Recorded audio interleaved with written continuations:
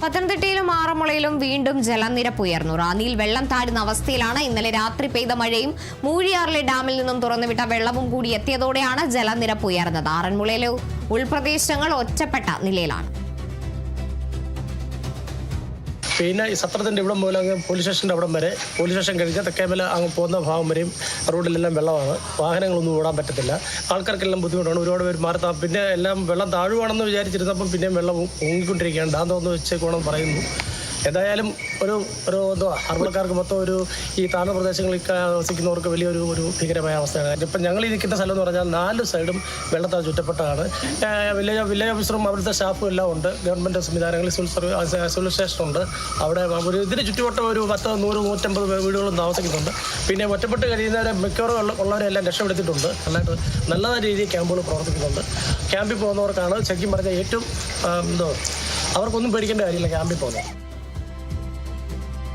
പ്രസാദ് അംജയുണ്ട് വിവരങ്ങളുമായി. പ്രസാദ്, എന്തായാലും പത്തനംതിട്ട ജില്ലയെ സംബന്ധിച്ചിടത്തോളം ആശങ്കപ്പെടുത്തുന്ന സാഹചര്യമാണ് നിലവിലുള്ളത്. ഇപ്പോൾ ഏത് രീതിയിലാണ് രക്ഷാപ്രവർത്തനം അടക്കം പുരോഗമിക്കുന്നത്? വീടുകളിലടക്കം വെള്ളം കയറിയ സാഹചര്യമാണ്. കൂടാതെ തന്നെ മത്സ്യത്തൊഴിലാളികളടക്കം രക്ഷാപ്രവർത്തനത്തിനായി മുന്നിട്ടിറങ്ങിയ ഒരു സാഹചര്യം കൂടിയാണ്. ഏത് തരത്തിലുള്ള മുന്നറിയിപ്പുകൾ അടക്കമാണ് അധികൃതർ നൽകുന്നത്?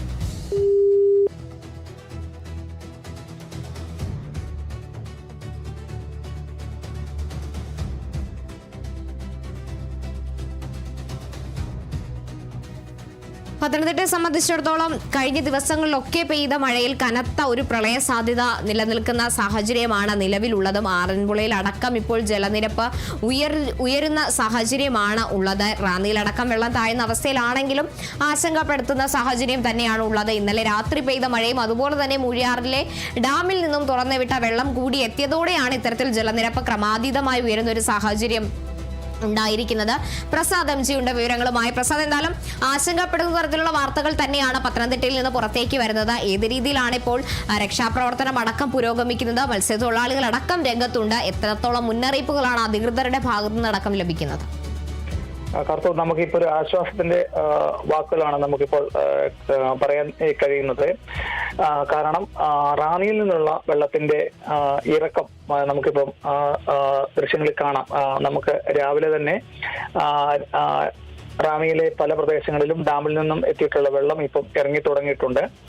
ഇന്ന് പകൽ രാവിലെ മുതൽ തന്നെ ഇതുവരെയും ജില്ലയിൽ ഉടനീളം കാര്യമായിട്ടുള്ള ഒരു മഴയ്ക്ക് അല്പം ശമനമുണ്ട്.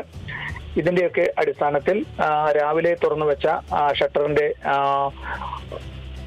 ഒരു ഭാഗം ഇപ്പൊ അല്പം നേരത്തെ 12 മീറ്റർ ഉയരത്തിലാണെങ്കിൽ ഇപ്പോൾ അത് 10 മീറ്ററായി തന്നെ അത് കുറഞ്ഞിട്ടുണ്ട്. ആ ഡാമും അതിന്റെ ചുറ്റുപാടും ഒക്കെ റെഡ് അലർട്ട് ആണെങ്കിലും അതിൽ നിന്നും അപ്പം ഇപ്പോൾ നമുക്ക് അവിടുന്ന് ഡാമിൽ നിന്നുമുള്ള ഉദ്യോഗസ്ഥരുടെ അറിവനുസരിച്ച് റെഡ് അലർട്ട് ഇന്ന് രാത്രിയോട് കൂടി മാറ്റാനുള്ള സാധ്യതയുണ്ട്. കാരണം വൃഷ്ടി പ്രദേശത്ത് ഇപ്പോൾ മഴ ഇന്ന് പകലെങ്ങും മഴ പെയ്തിട്ടില്ല. ഇന്നലെ രാത്രിയിൽ ഉണ്ടായ അതിശക്തമായിട്ടുള്ള മഴയും ഡാമിലെ വെള്ളവും കൂടിയാണ് റാന്നിയിലും ആറന്മുളയിലും ഇപ്പോൾ വെള്ളം കയറാനുള്ള ഒരു ബുദ്ധിമുട്ട്. ഇതിനിടയിൽ ഈ റാന്നിയിൽ നിന്നും താഴോട്ട് ഒഴുകുന്ന വെള്ളം ഇപ്പോൾ ആറന്മുളയിലാണ് ഏറ്റവും കൂടുതൽ പ്രശ്നം ഉണ്ടായിരിക്കുന്നത്. ഇതിന്റെ ഒരു മുൻകരുതൽ എന്ന നിലയ്ക്കാണ് മത്സ്യത്തൊഴിലാളികളെ കൂടി അവരുടെ ബോട്ടുകളെ കൂടി പങ്കെടുപ്പിച്ചുകൊണ്ടുള്ള ഒരു രക്ഷാപ്രവർത്തനം ഏകോപിപ്പിക്കുന്നത്. 2 അടിയിൽ, അതായത് 2018 എത്തിയ അത്രയും തന്നെ വെള്ളം 2 അടിയിൽ കൂടി ഡാമിലെ വെള്ളവും മഴയും കൂടെ കാരണം, അതായത് റാന്നിയിൽ നിന്ന് താഴോട്ട് ഇറങ്ങി വരുന്ന വെള്ളം കൂടി കാരണം ആറന്മുളയിൽ ഇനിയും വെള്ളം കൂടാനുള്ള ഒരു സാഹചര്യം നിലവിലുണ്ടെന്ന് MLAയും മറ്റും അറിയിച്ചതിന്റെ അടിസ്ഥാനത്തിൽ ഏതെങ്കിലും ഭാഗത്ത് ആൾക്കാർ ഒറ്റപ്പെട്ട് അവസ്ഥയിൽ കഴിയുന്നുണ്ടെങ്കിൽ അവരെ കൂടി കരക്കെത്തിക്കാനുള്ള രക്ഷാപ്രവർത്തന ഭാഗമായിട്ടാണ് കൊല്ലത്തു നിന്ന് മത്സ്യത്തൊഴിലാളികളെ എത്തിച്ചിട്ടുള്ള ഒരു രക്ഷാപ്രവർത്തനം ഏകോപിപ്പിക്കുന്നത്. ഇതിനോടൊപ്പം തന്നെ ക്യാമ്പുകളും വിപുലമായ രീതിയിൽ തന്നെ ക്യാമ്പുകളും പ്രവർത്തനം ആരംഭിച്ചിട്ടുണ്ട്. ഇതിന്റെ ഏറ്റവും കൂടുതൽ ഇനിയും ആറന്മുള കഴിഞ്ഞാൽ ദുരിതം അനുഭവിക്കുന്നത് അപ്പർക്കുട്ടനാട് മേഖലയായ തിരുവല്ലയിലാണ്. തിരുവല്ലയിൽ ഈ വെള്ളം ഒഴി ചെല്ലുമ്പോൾ തന്നെ അവിടെ പല വീടുകളിലും റോഡുകളും ഒറ്റപ്പെട്ട അവസ്ഥയിലാണ്. തിരുവല്ലയിൽ ജില്ലയിൽ ഏറ്റവും കൂടുതൽ ക്യാമ്പുകൾ ഉള്ളത് തിരുവല്ലയിലാണ്. ഏകദേശം ഇപ്പോ 5000-ലധികം പേര് ഒരു ക്യാമ്പിൽ, വിവിധ ക്യാമ്പുകളിൽ, തിരുവല്ല നിയോജക മണ്ഡലത്തിന്റെ വിവിധ ക്യാമ്പുകളിൽ കഴിയുന്നതായിട്ടാണ് നമുക്ക് അറിയാൻ കഴിയുന്നത്. ഇതിനോടൊപ്പം തന്നെ മണിമലയാറിനോട് ചേർന്നിട്ടുള്ള മല്ലപ്പള്ളിയിലും ദുരിതാശ്വാസ ക്യാമ്പുകളും മണിമല കരകവിഞ്ഞ് ഒഴുകുന്നതിനാൽ മണിമലയുടെ പല ഭാഗങ്ങളിലും വെള്ളപ്പൊക്കം രൂക്ഷം അനുഭവപ്പെടുന്നുണ്ട്. കേന്ദ്ര കാലാവസ്ഥാ വകുപ്പിന്റെ പ്രവചനമനുസരിച്ച് ഒരു ദിവസം പെയ്യേണ്ട 3 ദിവസം പെയ്യേണ്ട അതിതീവ്ര മഴയാണ് ഒറ്റ ദിവസം കൊണ്ട് ഈ പത്തനംതിട്ട ജില്ലയിൽ മാത്രം പെയ്തെന്നുള്ള ഒരു കണക്കാണ്. അതാണ് ഈ അതിശക്തമായിട്ടുള്ള ഈ വെള്ളപ്പൊക്കത്തിനും മറ്റും കാരണമായിട്ടുള്ളത്. രാവിലെ തന്നെ റവന്യൂ വകുപ്പ് മന്ത്രി KP അനിൽകുമാർ ആറന്മുളയിലും റാന്നിയിലും സ്ഥലം സന്ദർശിച്ചിരുന്നു.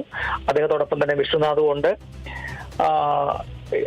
ആദ്യമായിട്ടുള്ള പരിഗണന കൊടുക്കുന്നത് ദുരിതാശ്വാസ പ്രവർത്തനങ്ങൾ ഏകോപിപ്പിക്കുക, അവർക്കുള്ള ക്യാമ്പിലുള്ള അടിസ്ഥാന സൗകര്യങ്ങൾ ഏർപ്പെടുത്തുക. ബാക്കിയുള്ള കാര്യങ്ങൾ ഇനി തിരികെ വെള്ളം ഇറങ്ങിപ്പോയ ശേഷം എന്തൊക്കെയാണ് നഷ്ടപ്പെട്ടത് അതിന്റെ കണക്കെടുത്തിട്ട് റാന്നിയിലെ വ്യാപാരികൾക്ക് അതിനുള്ള തുക കൊടുക്കുക.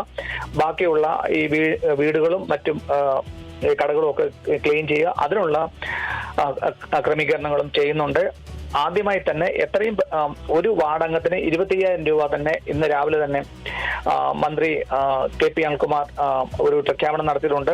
ഒരു പഞ്ചായത്ത് വാർഡംഗത്തിന് 25,000 രൂപ വരെ തന്നെ ചെലവഴിക്കാവുന്നതുണ്ട്. സാധനങ്ങളിൽ നിന്നും ഈ ക്യാമ്പിലെ അഭയാർത്ഥികൾ വാങ്ങുന്ന തുകയുടെ ബില്ല് തിരികെ കൊടുത്ത് ബില്ല് ഓഫീസർക്ക് കൊടുത്താൽ അതിന്റെ റീഇംബേഴ്സ്മെന്റ് കിട്ടും. അങ്ങനെ എല്ലാ തരത്തിലും ഈ അഭയാർത്ഥികളെയും ഒറ്റപ്പെട്ടു പോയവരെയും ചേർത്ത് പിടിക്കുന്ന തരത്തിലുള്ള പ്രവർത്തനമാണ് സർക്കാരിന്റെ ഭാഗത്തുനിന്നും ഉണ്ടാകുന്നത്. പക്ഷെങ്കിൽ ഈ ആറന്മുളയിലെ ജലനിരപ്പ് ഇപ്പോഴും താഴ്ന്നിട്ടില്ല. അത് പ്രളയത്തിന് സമാനമായി തന്നെ നിലനിൽക്കുന്ന ഒരു സാഹചര്യമാണ് ആറന്മുളയിൽ ഇപ്പോഴും രേഖപ്പെടുത്തുന്നത്. കാർത്തു. ശരി, വ്യക്തമാണ്. പ്രസാദ് MG ആണ് വിവരങ്ങൾ നൽകിയത്.